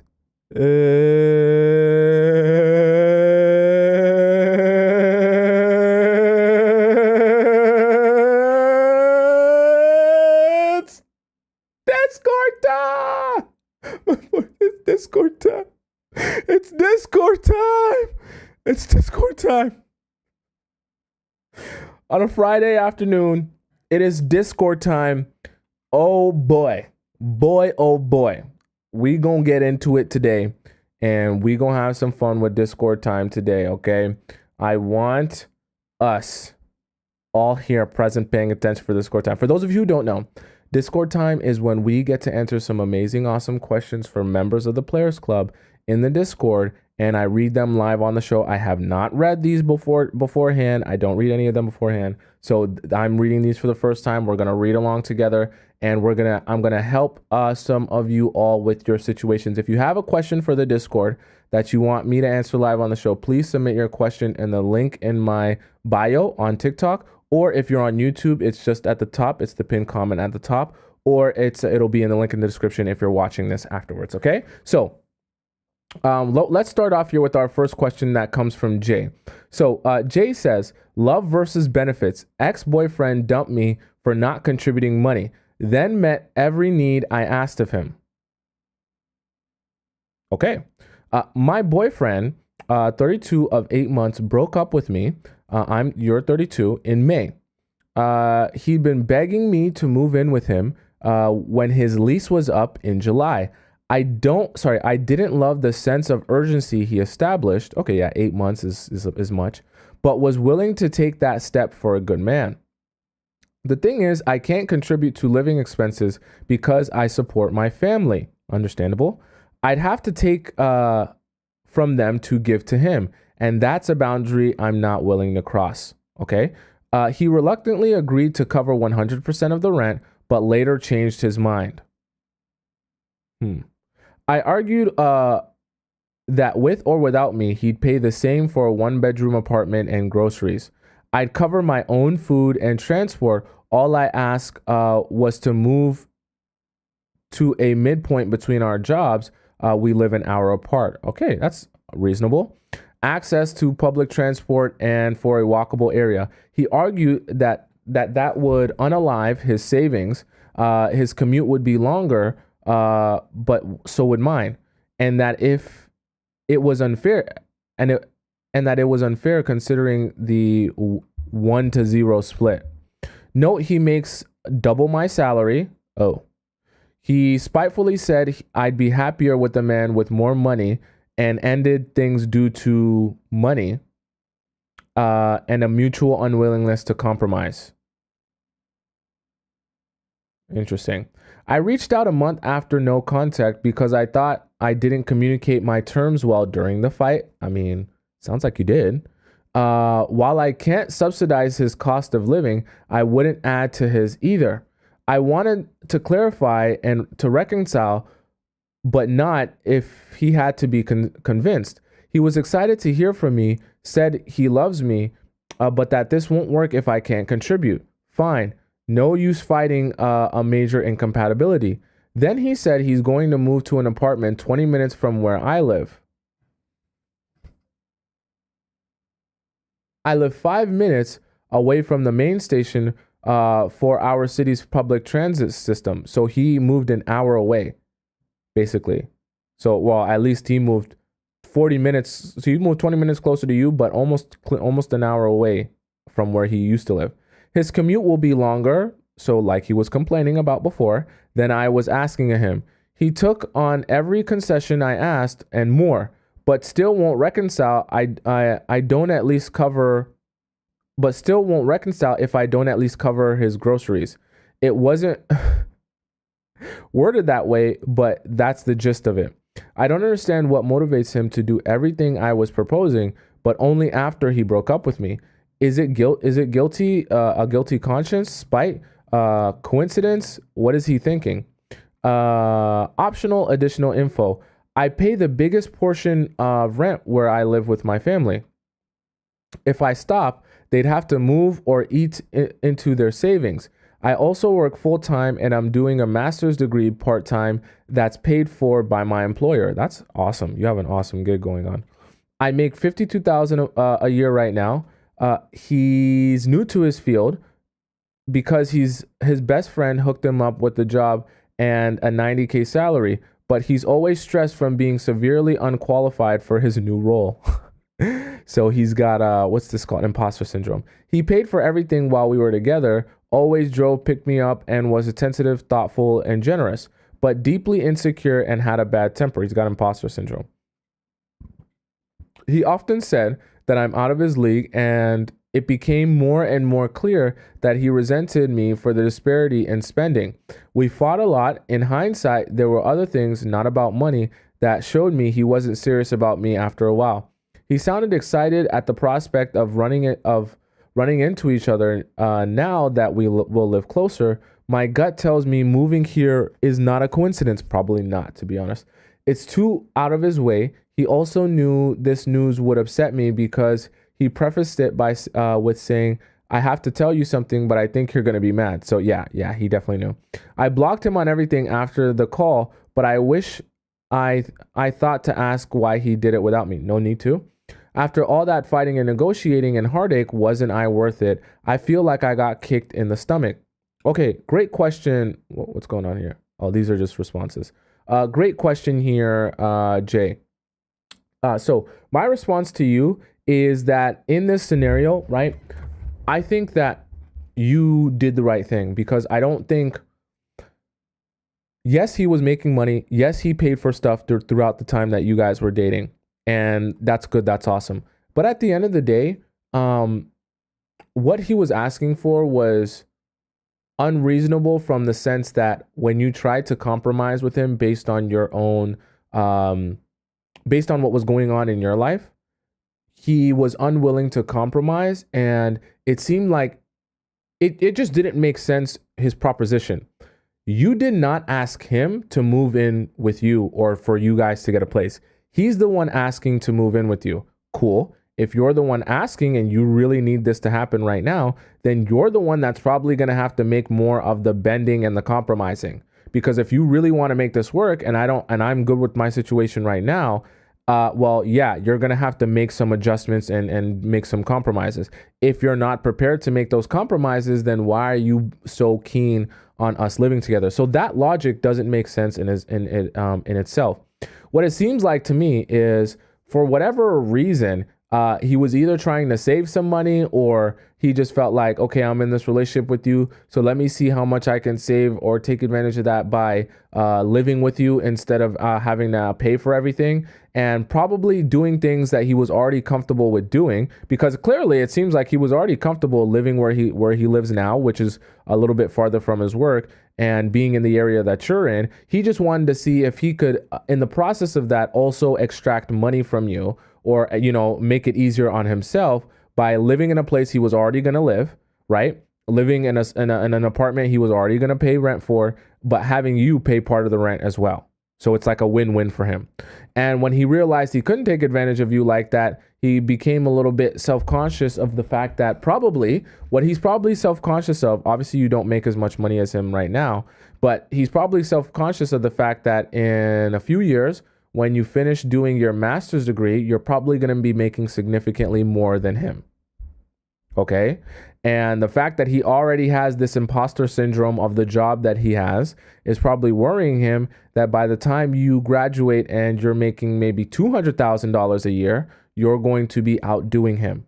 Okay? Guys are not idiots. Okay? He probably knows you're getting your master's degree. He knows, I don't even know what your master's degree is in, but assuming you're getting it in something pretty important, right? That you can really get a high paying job with it. He's not stupid. On top of the fact that your master's degree, you're not even accumulating any student debt right now. So you're going to be uppity in a few years. And guys aren't dumb. He can look forward to that and know that you have a lot of potential. Okay. And that even the potential could be something that he's jealous of if he doesn't see any way up from this 90K salary. So he's trying to figure out how he can lock you up in a place where he can get something out of you before you become someone that's way out of his league, making more than he does while being a pretty attractive woman. And then he's like, damn, what am I gonna do? I kind of gotta lock you in somewhere where you don't feel like I'm not good enough for you before you get to the big leagues. Okay, I told you, guys aren't dumb. So they can look forward to this type of stuff too. And they can be thinking about the future and your potential as well. Okay, you're not going to be doing a master's degree forever. And so I say that to say that imposter syndrome combined with that, that timeline there was probably he was trying to see. Okay, can I get you to live with me, and pay for some of this stuff before you start making a lot of money and maybe you don't want to be with me anymore. And it's just a lot of insecurity. It just overall strikes me as a lot of insecurity. And I don't think that you would even be served well being in a relationship with a man who's this deeply insecure. Why? Because anything you do from that point on that is a success for you and your career and your life will make him feel emasculated because he already has that insecurity and imposter syndrome going on. And you'll never be able to. An emasculated man is a very dangerous man because he'll do a lot of things to try to gain that feeling of being the masculine man back and try to show and assert his dominance in the relationship in other ways if he doesn't feel like he can do that naturally in the relationship, okay? And you don't want to be in a situation like that. So Jay, I think your mind should be switched on why doesn't he like me and why did he not want to be with me to was he even the man that I wanted? And I think in plenty ways you established that he showed you he wasn't serious and he basically told you he's not the man that you even wanted in your life. And so that's it, full stop, end of story. Once you identify that a guy that you're talking to or dealing with is not the guy you're looking for or would want to be in a relationship with, then it doesn't matter what he does. It doesn't matter what he wants. It doesn't matter if he likes you. It doesn't matter if he doesn't like you. You're not concerned with that. You're only concerned, do you like that guy? And is he what you need in your life? So that's all there is to that. And so keep him blocked. Keep him unable to contact you or reach out to you because you want nothing to do with a deeply insecure man like that. Okay. Next here, let's see who we got next here. I'm so behind on these questions. Okay. Pura Vida asked, hey, Tomisin, what does a healthy woman ego look and sound like to you? Curious. That was the gist of the question. Okay. So, Pura Vida, good question. Now, when it comes to I'll just say a healthy ego overall. I always am of the proponent that I do think it is always good for you as an individual to believe in yourself. Believe in that you are the baddest around town. Believe that you bring a lot of value to the table. Believe that you have a lot to offer anyone who would be lucky to be with you. So when we're talking about ego, I think a lot of people think that having confidence in yourself or a belief in yourself becomes arrogant very quickly when it's really just confidence. But the problem is a lot of people want to call it arrogance when they get threatened by the fact that you're confident. Now, being arrogant is a different story when you're literally trying to force it down people's throat that you're better than them. That's a totally different thing. But just having your own quiet confidence in your abilities and yourself and the value that you bring, that's not something that you need to suppress or should be suppressing for other people. The people that you come across in your life that have a problem with your confidence in yourself or try to suppress that or try to put you down, those are people who are insecure and they don't want to see you confident because they're not confident in themselves. So I always think the most attractive version of a woman is a woman who's confident in herself and her abilities. And also, when we're talking about a woman's ego is not looking and putting her attention on other girls. So what I mean by that is in a relationship, the natural inclination would be to, why are you talking to her? Why are you paying attention to her? Why are you looking at her butt? Why are you thinking about this girl? Why are you messaging this girl? You want other girls more than me? You want to talk to this girl instead of me? You like this girl more than me? You don't love me? You like this girl instead and you want to be with this girl, right? See, a lot of us can easily, it's not even just girls, but a lot of us can easily get fixated on other people in our relationship. And so we give other people who aren't in our relationship with our partner a lot of power by basically speaking into existence and giving that energy to the person who we is not in a relationship with our partner. And we almost make them seem like they're better than us, and we inherently outwardly project all of our insecurity because of how much we're offended and how much attention we're paying to the attention that we feel our partner is paying to someone else. So I say that to say, in terms of a healthy woman ego, just a healthy ego overall, it's the confidence, but then it's also the focus on yourself and not focusing on what other people are doing with their lives, what they got going on. And, even your partner, if your partner is paying attention more to other people than you, because you know your value and you're not wavering or shaking on that. And if someone doesn't see that, I guarantee you another person will. And that's that quiet confidence that you can carry with yourself, that you're not worried about anyone else except for you and your needs. I know it sounds selfish, but the guys chase after the girls who are being selfish. And are focusing on themselves, not the girls who are actively worried about guys. Okay, as weird as it sounds. Next here we have a BM here. Followed your advice about ignoring him completely, 100%. But we have a kid he's asking to see. Okay, so M says, I'm 25. He's 25. We have a 4-year-old. Okay, I've been following your advice word for word. He's been calling, texting, all kinds of things to get my attention, like you said he would. But now his last resort is asking to see his kid now. What now? I now realize it's a pattern when I withdraw that he's done in the past. When he's asked to see his kid, I've said yes, but I won't be there for the exchange. He's gotten upset and insisted I be there or didn't show up if he knew I would be there. Didn't show up unless he knew I would be there. What do I do? This is great, actually. I'm glad you're asking this question because this is actually pretty complicated. So M, remember, if you guys were here with me for the show where I talked about when you start setting boundaries with guys, one of the things that they're going to do is they're going to come up with these emergency situations which need to be tended to right now and right here that require you to pay attention to him or talk to him or speak to him. They're not doing that because it's a real emergency. They're just doing that as, like you mentioned here, a last resort because they know you're withdrawing from them and they know you're losing interest in them and you're probably going to move on from them. So they need to have something that's important that they need to use to pull you back in.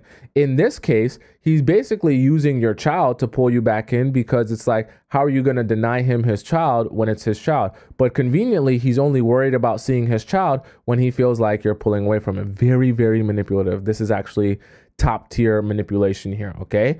And so you actually have went about this how I would advise you to go about this. If he makes it seem as if the emergency is to see his child, you don't ever want your happiness to come at the expense of your child. So what I mean by that is if he truly, for whatever reason, wants to spend time with his kid, don't let it be your ego that prevents him from being, it prevents your child, from being able to spend time with his father. Okay. So if that's what he says, cool. He can spend time with this kid if it's that urgent and emergency for him. However, like you mentioned before, you're not there. He's not going to see you, and you're not going to be even a part of the exchange. You're going to organize it in a way where he can get access to his child either through your parents, your mom, or he drops her off at his parents' house or whatever way you have to do it to figure out how you can get him to be able to see and spend time with his child without you being there or without you having to have any sort of in-person contact with him. Go ahead and do that. So that should be your strategy because now you know that's what he's going to do. And like you said, it'll be magic. It'll be like magic because magically, when you set that boundary and he knows he's not going to be able to see you in the process of exchanging, right? Or get access to you by getting access to his kid and seeing his kid, magically, he's going to go and be like, oh, actually, you know what? This weekend where I said I wanted to see my kid, actually, I got some stuff to do now. So I don't think I'll be able to see him anymore. And I know that kind of sucks for your kid, but you just have to realize that basically you're going to call his bluff every time. Okay, so every time he tries to make it seem like this is an emergency, you call his bluff, and then eventually he'll begin to realize that this isn't even a valuable excuse. and that he's not going to get what he wants to see out of this by pretending like it's all about seeing his child. Because you're going to, every time he pulls that, you're going to come back with the same response. And he's going to realize that even if he says he needs to see his kid, he's not going to get access to you. And so he's going to eventually be like, well, this is useless for me. And unfortunately, he'll probably stop trying to see his kid because it won't be a easily usable excuse to get access to you and to gain back control over you. Because that's all it's about. It's about him feeling like he's lost control over you, right? You're his baby mama. So he wants to feel like he has control over you to see you and speak to you whenever he wants, right? Because you guys have a child together. But as he feels like he's losing control, he's always going to be in desperate seek of gaining back that control. Once he sees that he's lost that control and he can't even gain that back through his child, he'll begin resorting to a different thing. So I'm not even going to say that he'll give up totally. He'll just resort to a different avenue to see if he can gain control that way. So once you come up with that strategy on how you're going to exchange your child without being there and without giving him access to you, be on the lookout for the new strategy that he's going to use as an emergency to try to gain back that desperate control over you once again. So I think in terms of what you should do, keep doing what you're doing and build that strategy around exactly how he can see his child without you being there. And we'll see how much he still wants to see his child. Okay. So next we have here, Mirella, who says, please help. Okay, let's see what Mirella has to say. So Mirella says, Dear Tomisin, I'm 45, he's 49. We met on Hinge. You guys know the many reasons why it's probably not going to work out because we just discussed it today.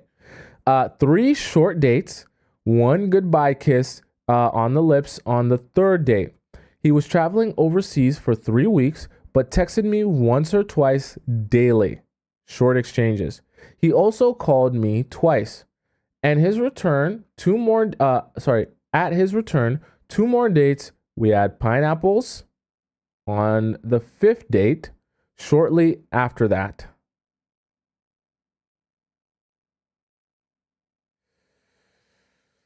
Okay. So how long are we into this? We're 3 weeks. Wait, no. So sorry, a couple of dates and then 3 weeks went by. So let's say we're like a month and a half into this. Shortly after that, I lost my job and became too available. Oh God, you slept with him and you're available. We kept seeing each other once or twice a week with some sleepovers. Oh God. You're doing it all wrong. You slept with him and then you were available and then you do the sleepovers too. It's like the 1, 2, 3 punch. Now your miss is available 24/7. I met his friends and he met mine. He started to behave colder over the course of weeks, and he also flirted with a girl on a hike, and I didn't say anything. My mistake. Like he flirted with this girl on this hike in front of you? He was still calling and texting consistently on the following 2 weeks, but ceased asking me out. I wonder why. I became needy, but didn't go overboard. Just asked him to come see me once. Then I caught myself, okay, and told him I thought he was not feeling it. It's never good. It's never good when you say stuff like this. For me and I had no time.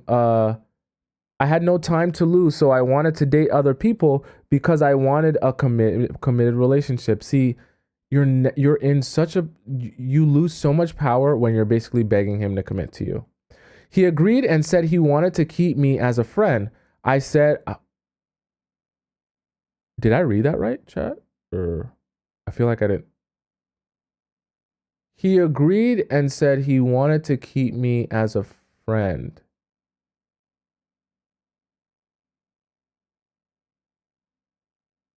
The disrespect? I said I was not interested in that. That should have been the absolute end of every conversation that you ever have. I also told him I thought he was not the kind of man for me. Okay, so why continue talking to him then? As he lacked communication skills, so why continue talking to him then? This threw him off balance, and he asked me why not. What kind of relationship did I want? Oh, this is not good. I was vague and told him I just wanted something secure. We said goodbye. He asked for a hug, gave me a very cold and short hug. The next day, he texted me to offer me a couple of tickets for a concert he had previously bought for us.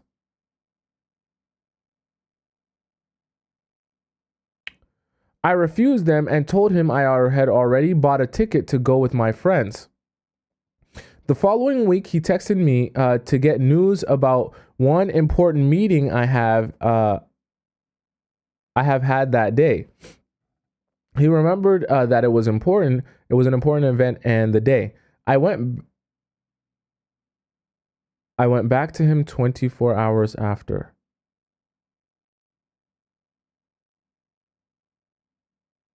And gave him an update without trying to make conversation.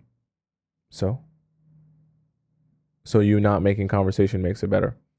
Just a polite response. Yeah. No contact from then 2 weeks ago. Do you think it's possible he comes back? Oh, you're actually asking this. You're actually asking me this. This is what you're asking me. I thought you were going to ask a more sensible question than this.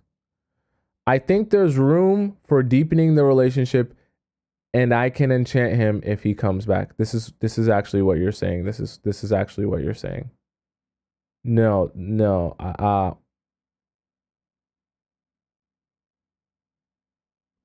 Miria, I need you to ingrain in your mind and never, ever, ever, ever, ever forget that when you expressed the fact that you wanted to be in a committed relationship and that you wanted security and that you wanted things to grow in a forward direction of you guys actually like growing a real actual relationship, a serious one. He told you, this is what his response was to you, that he wanted to keep you as a friend. I want that statement to never, ever leave your mind. Because what he basically said is, F everything that you want.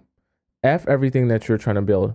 I'm trying to build myself in your Squirtle and have you stick around while I build nothing with you. I only want to access you when I feel like accessing you. If I don't feel like accessing you, I want you to shut the hell up, be quiet, and don't bother me. Because if he wanted to build something with you, his response, first of all, you shouldn't have even said any of this stuff before, but his response would have been, I would love to be in a relationship with you. Not, I want to keep you as a friend.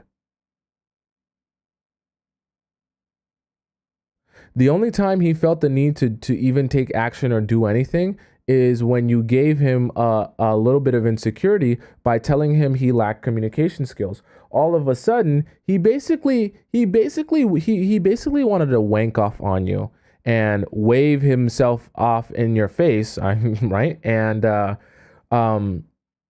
throw his weight around, I'll say, by having you get back interested in him. That way he can confirm to himself that you really want him and he's the one saying no to you. Because it triggered him a bit when you said he lacked communication skills and he felt like you were denying him a little bit.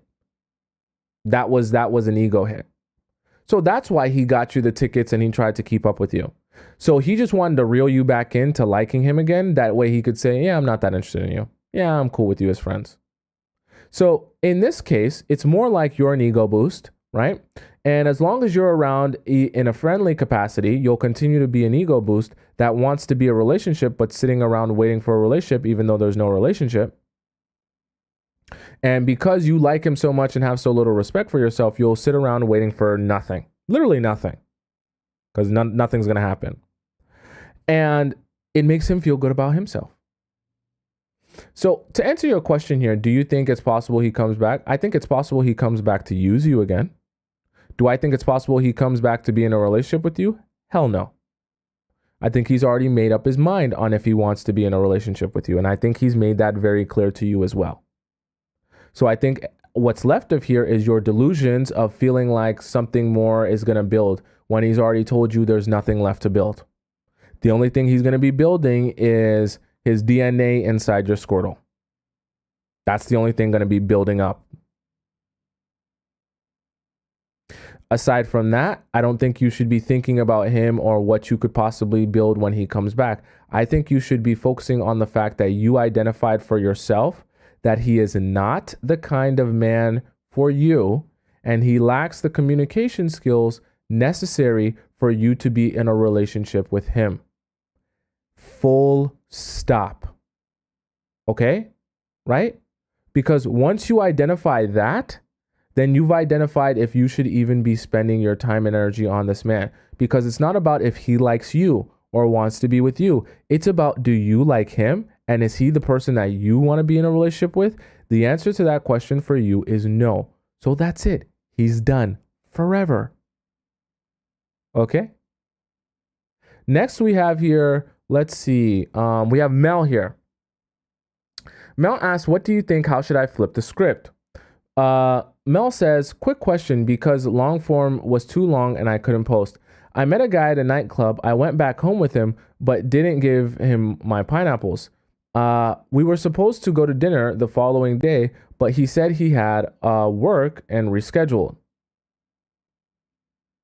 Today we rescheduled. He was supposed to take me out to dinner, but it's already 2 p.m. and I haven't heard from him. When he reaches out, what should I do? Absolutely nothing. Don't respond to him. What are you doing? Are you DoorDash?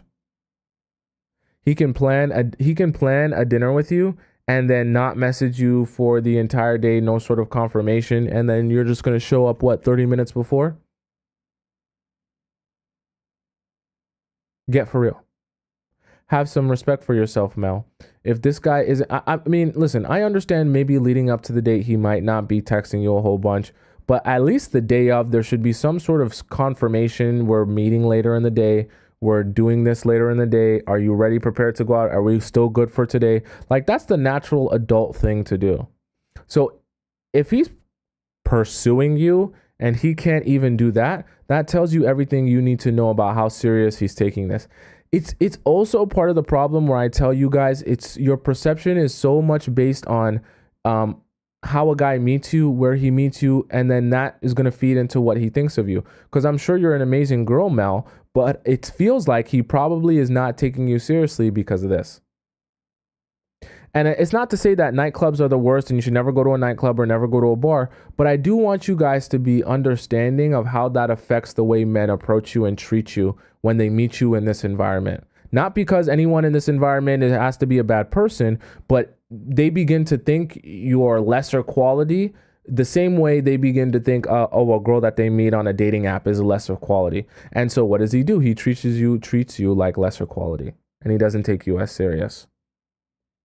It's unfortunate, but it's the truth. So I actually think in this scenario, do nothing. I know this was a while ago, so it's obviously the day has passed, but I hope you didn't respond to him. And I hope you withdrew yourself when he tried to reach out to you again and be like, oh, my bad. I forgot about our date, because that's not good enough.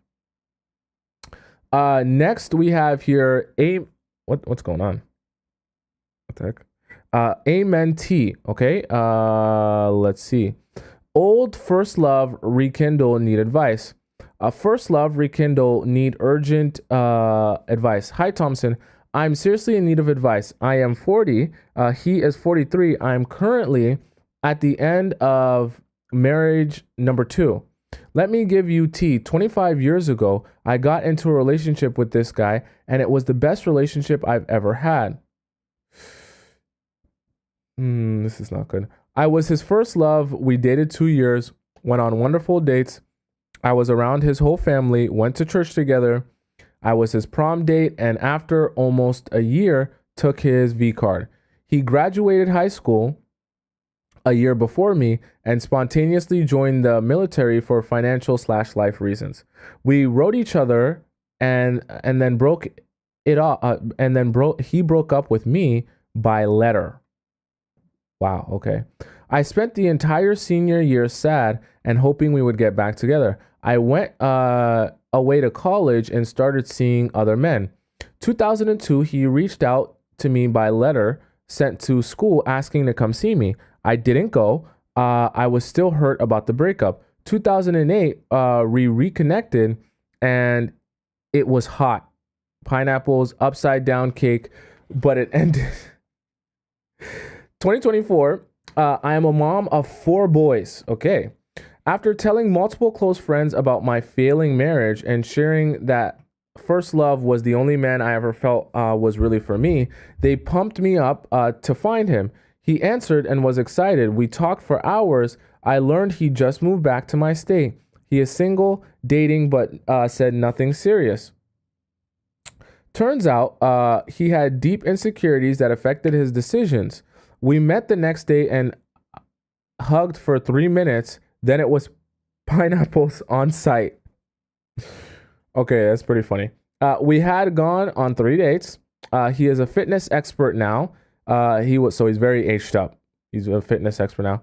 He was impressed and concerned that I had lost 85 pounds before and gained it all back due to stress and grief. So second meetup, he invited me to working out. I'm not laughing at you. It's just kind of funny. Okay, that's kind of funny. Third date, we played pool with his friends. Then they left and we talked till 3 a.m. He said he could never see himself getting married and having kids. But in awe and amazement that I am a mother and it's still hard for him to wrap his head around, and he is shocked I have 4 kids. By the way, Mr. Fit sends a lot of videos checking out my progress and seems irritated that I am married. Wait, what? Wait. Married still? Wait, what? So you're married still? Wait. When did you? Oh, my failing marriage. Oh my god.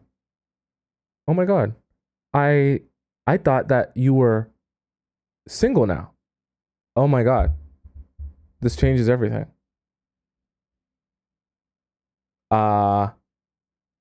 Okay. So failing marriage. Pineapples on site. 3 dates. Am I reading this right, Chad, or am I getting my timelines mixed up here? I missed some stuff in the story. Because I see failing marriage, not I divorced, and then I see pineapples on site, and then I see 3 dates. Did I read that right? Or okay. So Mr. Fit sends lots of videos checking up on my progress and seems irritated that I am married. On our workout gym date, when I struggled with lifting weight, he said, whine to your husband.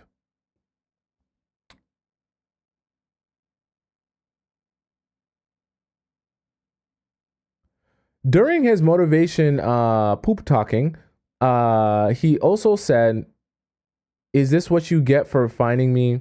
Sorry, he also said, this is what you get for finding me after all these years. He was hard on me. Oh, not that type of hard. He was hard on me, but that's how he is with everyone he trains.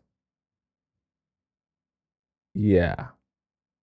He still told his gym family I am his first girlfriend and high school sweetheart. When we were out at the bar and another man out at the bar.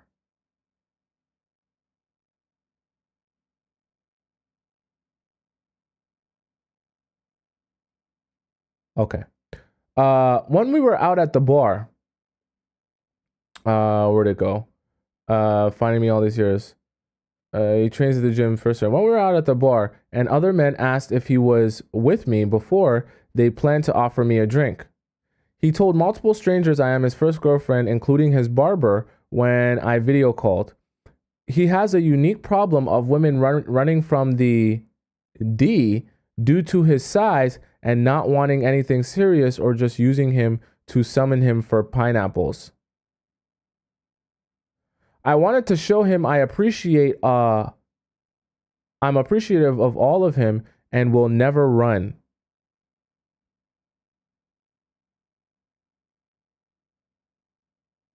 Why don't you run back to your husband? Your husband. What about your husband? What about your husband? He initiated the pineapples. Could he be bothered I gave in so easily on day one? Should I just stay married and miserable? What? And see if my spouse prefers an open marriage. My head hurts. No, my head actually hurts. I have a headache now. I just because I feel like I every time I'm reading and I feel like I'm reading English, but like when I try to make the words on the page make sense, it feels a lot like hieroglyphics. It doesn't feel like these are actual English words in the English language. Let's go on. Should I just be single for life and have a relationship with my rose and travel the world? How old are you?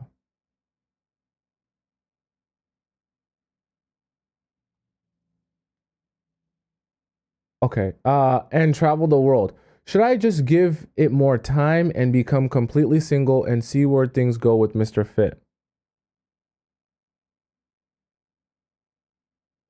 I need help, Thompson. Please help.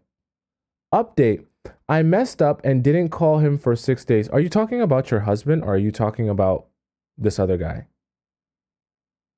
And reached out by text to see how he was doing. He gave me an update about how things were going with the business matter. Then I asked when he was coming back to town. He didn't respond. So I waited a few hours and video called twice around midnight and he texted back, "You okay? I can't video chat. I'm just trying to relax. This is hard." Why don't you relax with your husband? Okay, this is not, I don't want any of this to seem as if I'm shaming you, amen T, because I'm not. And I'm not judging you for how you choose to live your life. All I'll say is that I have no problem with you rekindling your relationship with what you consider your first love and your only true love. But you owe it to your children and the guy that you're married to at the very least, if you're going to, if you know that you want to explore new relationships and specifically you want to explore this new relationship with this new guy, just end your marriage. I know it's easier said than done, but if you feel like you're that done with your marriage where you're literally building a relationship with someone else, then end your marriage, because it doesn't even seem like you're actually undecided about whether or not you want to be in your marriage. It seems like you've made a very clear decision that you don't want to be in your current marriage. So like you said before, why continue to be miserable in your marriage when it doesn't do you or your husband any service? It doesn't even do your kids any service because you're miserable in your marriage. So what type of mother do you think you're going to be to your kids? Not to judge you, right? But what type of mother do you think you'll be to your children if you're miserable in your marriage every single day? Think about that. You're going to carry that energy with you as a mother. And you're waking up every single day next to someone that you don't want to be with. That's not a crime, but if that's how you feel truly, and you know that's how you feel truly, then put yourself and your husband out of his misery so that you guys can at the very least move forward and then parent your kids while being in a state where you're at least happy with your own life. Don't make your kids' life worse by constantly living in this miserable state where you're miserable every day with your relationship, and then you transfer that energy onto your kids. When you can just divorce your husband, obviously you still share children, and you can co-parent while being able to run off with your first love and do all the things that you want to do with your first love that you feel like you missed out on. Because that's what it feels like it is. But what I will warn you with that is, I mean, obviously you said your first love is 1 year older than you, right? So he's 41. And, one of the things I always want to caution you guys with when you guys are dating older men is that you really need to, you really need to have a very clear understanding of why that man is still single at that point. Because at 40 years old, it doesn't speak well to his ability to maintain a long-term relationship if he's still single at that point in his life. And so while it might be great to spend time with him and to get D'd down by him, you also need to do some digging as to why in 40 years of living on this earth, he hasn't yet found himself. It doesn't seem like you mentioned any children. And it also doesn't seem like you mentioned any sort of marriage or serious long-term relationship. That is a major red flag. And so you need to figure out what that reason is. And I guarantee you it's not just, all the girls that meet me, they just want to use me for my D game and then they abandon me. What type of sob story is that? What type of sob story is that? Yeah, I'm in shape. I'm 40 years old. I'm so good looking. I'm so attractive. All the girls want me. So they come to me not to be in a relationship with me, but simply because they want to utilize me for my D game. And when the D's too big and too powerful for them, they abandon me. If I played you a movie like that, you'd be like, this is the worst movie ever because nobody does this and this doesn't even make any type of sense. Who would respond like that? If you're that attractive and that amazing, girls would be knocking down your door to be in a relationship with you, not abandoning you. That doesn't make any sense. Okay, so what you really need to do, because it's crazy, you're married to someone else and you're stigmatized by a guy you're not even married to because you're allowing him to spew BS to you and you're actually believing it. Like you're actually thinking like this BS is like the real thing, right? He has a unique problem of women running from the D due to his size and not wanting anything serious or just using him to summon him for pineapples. His life is so sad. I'm going to play him a song on the world's smallest violin. Wee woo, wee woo, wee, wee woo, wee woo, wee. Be so for real. Let's be so for real. This is not his problem and the reason that he's single at 40 years old. And the fact that you're even allowing him to spew that BS and even allowing him to think that you're believing in the BS is a problem in itself. Because it's a load of garbage what he's telling you. And you're too demonetized to even acknowledge the amount of garbage he's spewing to you. So if you truly are so curious about this man and want to explore him, how about you start exploring the negative aspects of his personality and figure out why at 41 years old, he has not yet found himself in a long-term serious relationship. Figure that out and then make a decision on if you want to be with that guy. Because I assure you, once you probably find the answer to that question, the real answer to that question, you'll probably realize that maybe your marriage wasn't as bad as you thought it was. Maybe being with the guy who gives you a little bit of security isn't as bad as you thought it was. Or maybe you might realize you just don't want to be in the marriage in general. Okay.